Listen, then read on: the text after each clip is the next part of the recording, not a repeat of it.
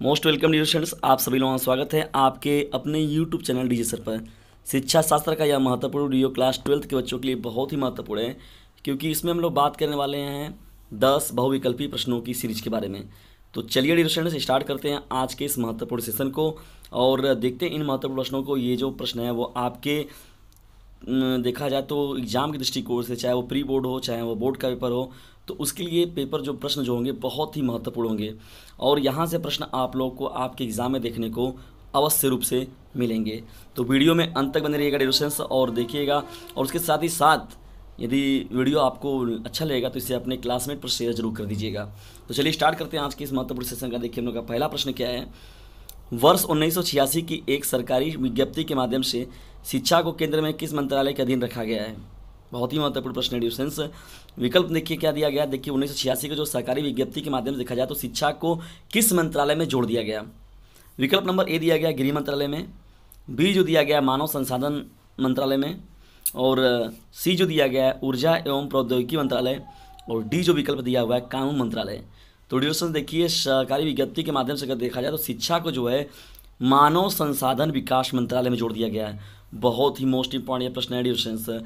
मानव विकास संसाधन मंत्रालय में जो है जोड़ दिया गया, मानव संसाधन विकास मंत्रालय में क्या किया गया? शिक्षा को जोड़ दिया गया। मतलब यही मंत्रालय जो होगा वो शिक्षा से रिलेटेड जो भी कानून रहता है, जो भी व्यवस्थाएं होती है, वो इसी मंत्रालय के जिम्मे होता है।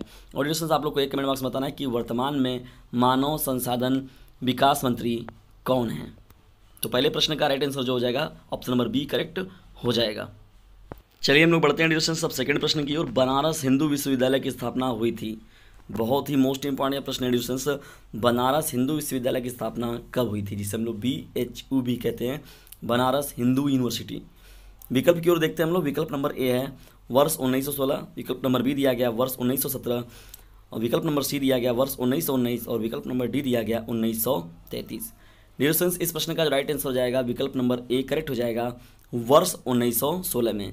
तो BHU की जो स्थापना हुआ था डिस्टेंस वो कब हुआ था? वर्ष 1916 में। और मुझे बहुत इस बात का गर्व है कि मैं भी बनारस हिंदू विश्वविद्यालय का छात्र रह चुका हूँ। और डिस्टेंस मेरा जो इन्वायरमेंट नंबर है 368049 है।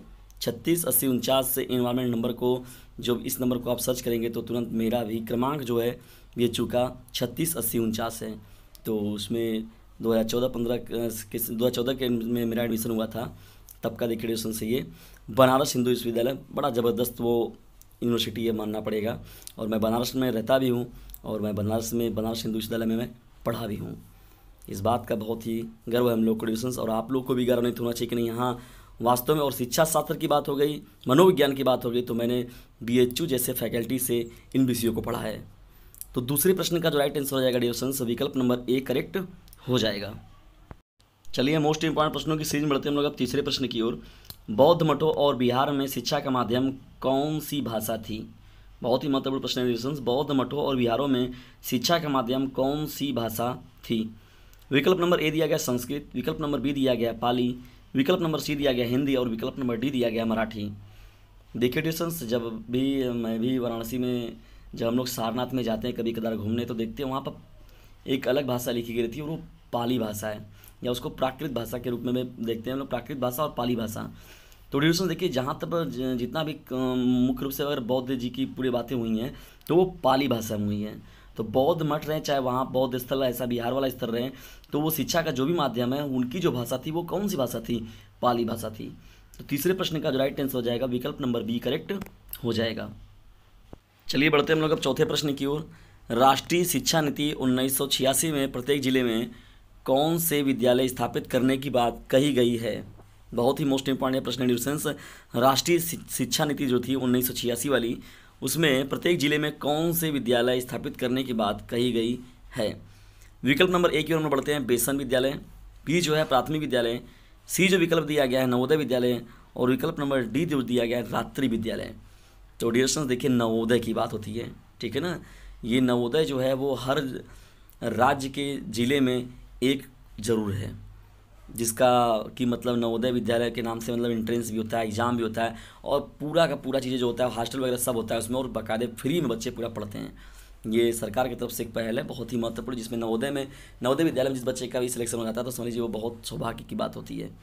तो चौथे प्रश्न का जो राइट आंसर हो जाएगा डियर स्टूडेंट्स विकल्प नंबर सी करेक्ट हो जाएगा। चलिए आगे बढ़ते हैं हम लोग, देखते हैं पाँचवें प्रश्न को। तो डियर स्टूडेंट्स देखिए पाँचवा हम लोग का प्रश्न, लेकिन पाँचवें प्रश्न की ओर बढ़ने से पहले यदि वीडियो पसंद आता है तो इसे लाइक करें, शेयर करें और चैनल पर नए चैनल को सब्सक्राइब करना बिल्कुल भी ना भूलें। और ऐसे ही मोस्ट इंपॉर्टेंट वीडियोज़ को पाने के लिए नियमित तौर पर आपने बोर्ड एग्जामिनेशन तक तो इस चैनल से जरूर जुड़े रहें। और जितने भी मोस्ट इंपॉर्टेंट प्रश्नों की सीरीज रहेगी मैं आप लोग को नियमित तौर पर देता रहूँगा, चाहे वो आर्ट साइड के बच्चे हों, चाहे वो साइंस साइड के हों, चाहे वो कॉमर्स साइड के बच्चे हों। तो डियर स्टूडेंट्स इस चैनल से खुद भी जुड़िए और लोगों को भी जोड़िए ताकि दूसरे बच्चे भी लाभान्वित हो सकें। और पूरी व्यवस्थाएं, जितना भी पूरा PDF होगा, जितना पूरा वीडियो होगा, जितना पूरा का पूरा मार्गदर्शन होगा, वो सब का सब आपको फ्री मिलेगा। बस DJ सर चैनल जो है वो आपसे एक ही उम्मीद रख रहा है कि आप इस चैनल का जो लिंक है उसे शेयर जरूर कीजिए। तो चलिए हम पढ़ते हैं पाँचवें प्रश्न को, देखा जाए कौन सा है। एक अच्छे यूरोपीय पुस्तकालय, देखिए डिस्टेंस यहाँ पर हीरो लिख दिया गया है, टाइपिंग में थोड़ा गड़बड़ी हो गया है। तो एक अच्छे यूरोपीय पुस्तकालय की बात हो रही है। एक अच्छे यूरोपीय पुस्तकालय की अलमारी भारत और अरबी के संपूर्ण देसी साहित्य के बराबर होगी। यह कथन किसका है? मतलब ये कथन कहा गया है, कौन सा कथन? एक अच्छे यूरोपीय पुस्तकालय की अलमारी भारत और अरबी के संपूर्ण देसी साहित्य के बराबर होगी। यह कथन किसका है? विकल्प नंबर ए दिया गया लॉर्ड विलियम बेटिक का, बी जो विकल्प दिया गया है लॉर्ड ऑकलैंड का, सी जो दिया गया लॉर्ड मैकाले का, और विकल्प नंबर डी जो दिया गया लॉर्ड कर्जन का। तो डियर स्टूडेंट्स इस प्रश्न का जो राइट आंसर हो जाएगा विकल्प नंबर सी करेक्ट हो जाएगा, लॉर्ड मैकाले का यह कथन था। तो पांचवें प्रश्न का जो राइट आंसर हो जाएगा विकल्प नंबर सी करेक्ट हो जाएगा।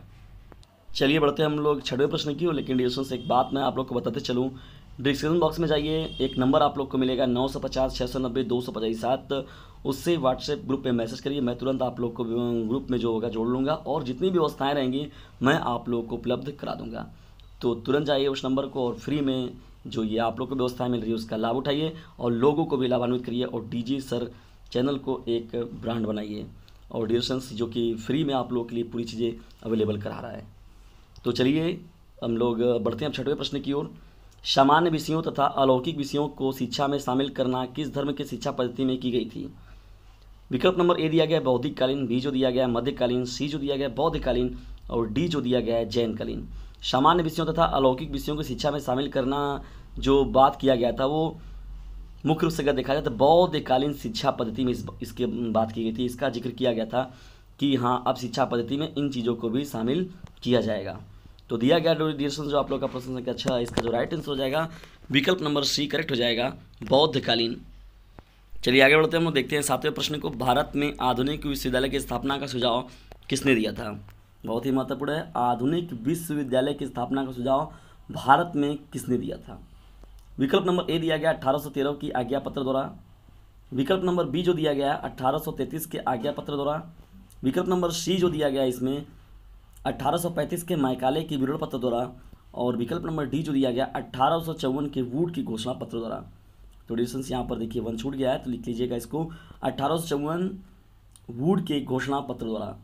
तो ये 4 आपको ऑप्शन दिए गए, इसमें आप लोग को सही आंसर बताना है। तो जो इसका राइट आंसर होगा डिस्टेंस विकल्प नंबर डी करेक्ट हो जाएगा, 1854 वुड के घोषणा पत्र द्वारा ये बात का जिक्र किया गया था कि भारत में आधुनिक विश्वविद्यालय की स्थापना होनी चाहिए। तो सातवें प्रश्न का जो राइट आंसर हो जाएगा विकल्प नंबर डी करेक्ट हो जाएगा। बढ़ते हम लोग अब आठवें प्रश्न की ओर। देखिए आठवां हम लोग का प्रश्न क्या है, मुस्लिम काल में बिस्मिल्लाह संस्कार के समय में बालक की आयु कितनी होती थी? बहुत ही मोस्ट इंपॉर्टेंट है डिस्कशन ये प्रश्न।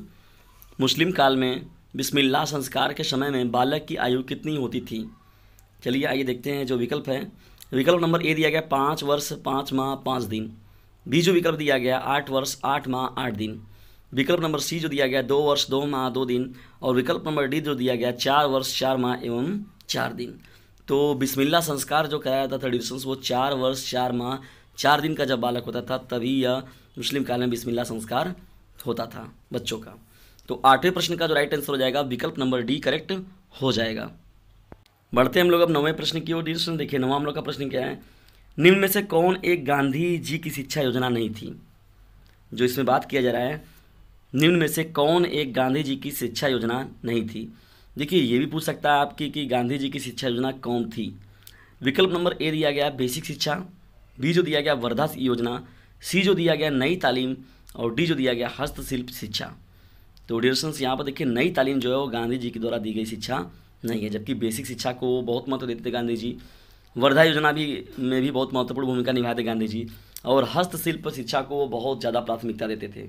ठीक है, तो ये गांधी जी की महत्वपूर्ण शिक्षा योजनाएं थी, जबकि नई तालीम जो है वो उनकी शिक्षा योजना नहीं है। तो दिया गया जो प्रश्न संख्या 9, इसका राइट आंसर जो हो जाएगा विकल्प नंबर सी करेक्ट हो जाएगा।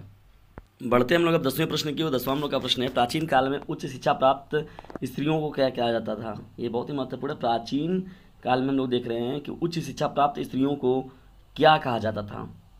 विकल्प नंबर ए दिया गया ब्रह्मवादिनी, बी जो दिया गया दुर्गा वाहिनी, सी जो है वेद वाहिनी, और डी जो दिया गया है सप्तक वादिनी। तो ड्यूरेशन से यहाँ पर जो इस प्रश्न का राइट आंसर हो जाएगा विकल्प नंबर ए करेक्ट हो जाएगा ब्रह्मवादिनी। ठीक है, ये रेडिएशंस कक्षा 12 के मोस्ट इम्पॉर्टेंट 10 बहुविकल्पीय प्रश्न शिक्षा शास्त्र के प्रश्नों की आज की यह सीरीज आपको कैसी लगी इसके बारे में कमेंट बॉक्स में ज़रूर बताएं। और ड्यूरेशंस यदि वीडियो आपको पसंद आता है तो इसे लाइक करें, शेयर करें, और चैनल पर नए तो चैनल को सब्सक्राइब करना बिल्कुल भी ना भूलें, और इसे अपने क्लासमेट पर शेयर ज़रूर कर दें। और जो भी दूर दराज के आपके फ्रेंड सर्कल के फ्रेंड्स हैं उन पर भी इस वीडियो का लिंक जरूर शेयर करें, ताकि वे लोग भी इस चैनल से लाभान्वित हो सके। और जो मैंने नंबर दे रखा है ड्यूरेशंस उसका भी भरपूर लाभ उठाइए, और मैं आप लोग को इतना ज़्यादा PDF अवेलेबल करा दूंगा कि फ्री में आप लोग पढ़कर भी टॉपरों की लिस्ट में शामिल हो सकते हैं, और आप अपने लिए एक उज्जवल भविष्य का निर्माण कर सकते हैं। जल्दी मिलते हैं हम लोग किसी अन्य टॉपिक में किसी अन्य वीडियो के साथ। तब तक के लिए टेक केयर, गुड बाय, जय हिंद, जय भारत डियर स्टूडेंट।